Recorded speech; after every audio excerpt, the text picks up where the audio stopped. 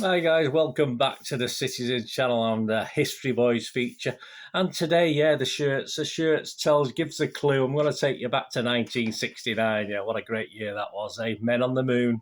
City, add another little trophy to our cabinet, that's for sure. What a great times to be. Well, the 5th of May 1969, I was still only 9 years old. I would be turned 10 a couple of months later. But possibly one of my favourite years of being alive. In all fairness, I can't remember much about it, but I do remember the moon landings and City being at Wembley, stuff like this. And it would have been a wonderful time. I was still at junior school then as well, so some great memories. Anyway, we're going to look back at Manchester City versus Newcastle United. Yes, 5th of May 1969, a League Division 1 fixture. And of course, it was the penultimate game in City's season. More importantly, it was just 9 days, of course, after City had lifted the wonderful, magnificent, historical FA Cup at Wembley, beating Leicester 1-0. I was far too young to get to that one, but I was obviously watching it on TV. And Joe Harvey's Newcastle were the visitors. Yeah, he had a long run at Newcastle, manager for many, many years. And so he visited Joe Mercer's, of course. Joe Mercer was in charge of City at the time. Before we get back to football, just a brief look at what was happening, apart from what was happening with me and the old moon landings in 1969. On the 2nd of May, just a few 3 or 4 days earlier, the QE2 had left Southampton on its maiden voyage to New York. Yeah, I never got a chance to go on that. I actually stayed on the Queen Mary that was obviously is anchored in America. I actually stayed on that on a 25th wedding anniversary. So that was great. I did enjoy that. The St Mary, but I never got the QE2. But hey, that's how it is. Get Back by the Beatles, starring Billy Preston. Yeah, Get Back. That song was at its second week of 6 at number one on the UK singles chart. The Moody Blues, topped the album charts with On the Threshold of a Dream. And of course, at the pictures, we're all laughing along and enjoying Carry On Camping, which was the year's most popular film in the UK, in the UK box office that year. And if you stuck a quid away in your piggy bank at that stage, it'd be worth £17.54 now. And I'm just thinking back, I remember at the age of about 10 or 11, I used to get 10 shillings a week, which is 50p in these days. So that would be worth a princely £8.77 now. So I must have been rich as a kid in those days. No wonder I enjoyed 1969, was it? Right, back to the football, back to the match. After our FA Cup win, of course, we still had three home games to complete, believe it or not. And this was the second of the 3, 4 days after the final. Of course, the guys have sort of shown the FA Cup around Main Road with a 1-1 draw against West Ham in front of over 31,000 at Main Road that day, who turned out to watch that. And obviously, you're talking hundreds of thousands at the homecoming on the Sunday after the FA Cup final. I was actually in Withington Village to watch that, and it was absolutely chocker just in Withington Village, I believe. All the little stops between, I think, Wilmslow train station and Albert Square were absolutely packed. I mean, you're talking a lot of people at that homecoming in 1969. But anyway, I digress, of course. So they'd had a chance to show the trophy off at that game against West Ham, and this was the second of 3 of the home games to finish off the season. And by May the 5th, I think the joy of watching, I'm sure I was at this game against Newcastle, but I'm sure the joy of watching all this had died off a bit because it was our lowest crowd of the season, just over 20,000 for this Newcastle game. So that wasn't great. The gloss of winning the FA Cup didn't last long, did it? Hey, City fans are typical. We are loyal, but we are a pain in the bum as well, let's be honest about it. As defending league champions, of course, that season, we'd had a pretty average season and stood just below mid-table. 4 places below Newcastle, our visitors today, who's still in with a chance of winning. Well, an interesting cup, the Intercity Fairs Cup. It was a European competition, but you couldn't have more than one team from the same city, so it was never classed as a major competition.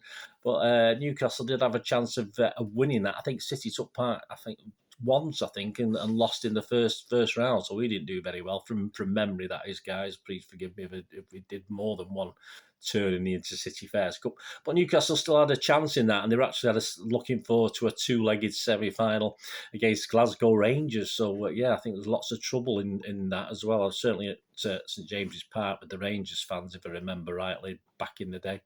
Yeah, the match day programme was fairly unique in itself. It cost £1 which wasn't unique. That was nothing wrong with that. But it still had this League Division 1 trophy on it, as even though Leeds had actually physically won the league by that time. Obviously, the season hadn't completed, so officially, I suppose we were allowed to still show the league side, the Division 1 trophy on the programme. And it featured, of course, Princess Anne handing over the FA Cup to our skip, of course, Tony Buck. What was sort of unique in this 16-page programme was it was dedicated totally to the FA Cup win, with images and headings all connected with the win and the homecoming, of course, afterwards. But there wasn't a single, well, there was a single word, but there wasn't any sort of profile on our visitors Newcastle, apart from, say, a brief couple of lines by Jerry Harrison in the programme's City News editorial. For me, a little bit disrespectful, but possibly shows the high regard of the FA Cup. The FA Cup was held in those days. But there is a but. In City's defence, this was a rearranged game. Yes, it was actually a game dating back to the 1st of February 1969 that was actually called off after 41 minutes. The game was 1-1 at the time. I think Gary Dowd had busted his nose in this game, but it was abandoned after 41 minutes as a pitch in poor condition, was a bit of a quagmire before the game, and constant rain throughout. The referee just had enough by 41 minutes and called it off. So in all fairness to City, there was a programme for that, obviously, which paid due reference to Newcastle United. So I'll let them off just a little bit, because I'm sure there's information in that on Newcastle. But as I said, this rearranged game on in 5th of May 69 certainly didn't have anything on Newcastle. So I'll apologise on City's behalf, but there is a little bit of a reason. I'll sort of let City off. Well, sort of. They certainly could have stuck a page in, couldn't they? But as a memento of the FA Cup, when it becomes a sort of little memento in itself, the programme, doesn't it? And so, perhaps just produce a booklet. We could have just produced a booklet to go into the Newcastle programme, perhaps. Hey, but anyway, I'm talking 1969. I'm getting far too technical. It probably wasn't as easy to do at that, but that's how it is. So it's interesting in itself anyway.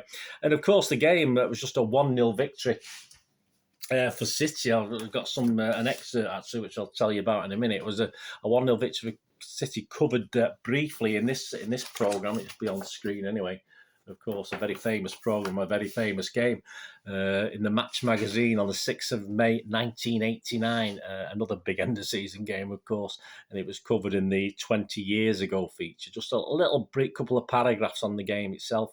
The City team this day, 5th of May 1969, Dowd, Buck, Pardo, Doyle, Booth, Oakes, Summerby, Owen, Mundy. A guy called Mundy only played a couple of games for us. I'll have to do something. I have to find a little bit more about him. Perhaps do a mini vlog on him perhaps one day.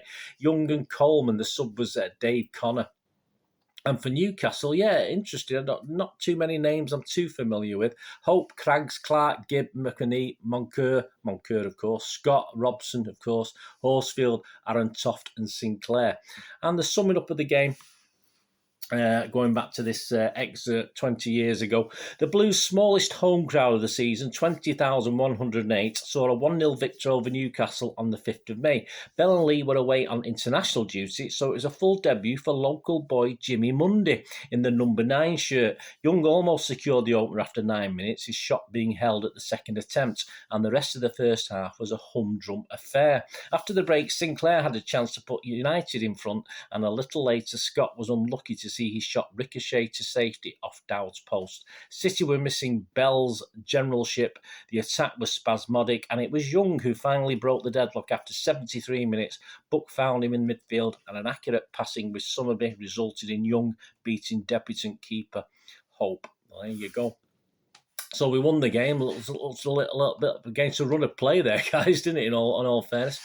And, of course, we would repeat that 1-0 winning score in our last home game of that season, which was against Liverpool, which meant City finished the season in 13th spot. So not great after winning the title the season before, of course. We'd played 42, won 15, drawn 10 and lost 17. That's a lot of games lost. 64 goals scored, 55 let in, and just 40 points. And as mentioned before, Leeds United actually won the title with 67 points, so 27 points more, 2 points for a win in those days, don't forget, guys. So that was quite impressive and a bit of a not a letdown for City, because we won the FA Cup, so that was just as important to many football fans as the league title. In fact, to many fans, even in 1969, it probably was more important than winning the league. I know that sounds daft, but that's how it was.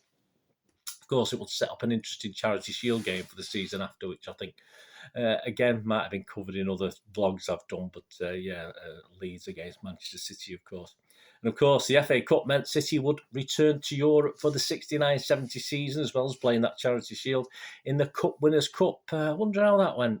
Have to find, perhaps that's another story, isn't it, that's out there. As for Newcastle, well, they ended up the season in glory. Home. They had a homecoming of their own, an acceptable 9th place in the league, which was fine. 2 above, of course, us. We ended up obviously below them. Champions above us, deposed Champions City were followed. Deposed Champions City, that was us. Obviously, they finished above us, Newcastle, so they did very, very well. And then they followed this by a victory against Rangers, as I mentioned earlier on, this 2-legged affair. And it was obviously late May, early June. I mean, they never got a rest, these Newcastle guys. The Intercity Fairs Cup final was decided home and away, and they beat Ujpest of Hungary 6-2 on aggregate. Yeah, so there's a big homecoming for Newcastle as well. Some images on the internet there. So a good season for Newcastle and a very good season for City, which was excellent. Anyway, there you go. Thanks for joining me for this little History Boy feature, looking back at Manchester City 1, Newcastle United 0 on the 5th of May 1969 in League Division 1. Thanks for watching, guys. Until we meet again, I only ask one thing, don't I? Please stay safe, everyone. Come on, City. Thanks for watching. Bye for now.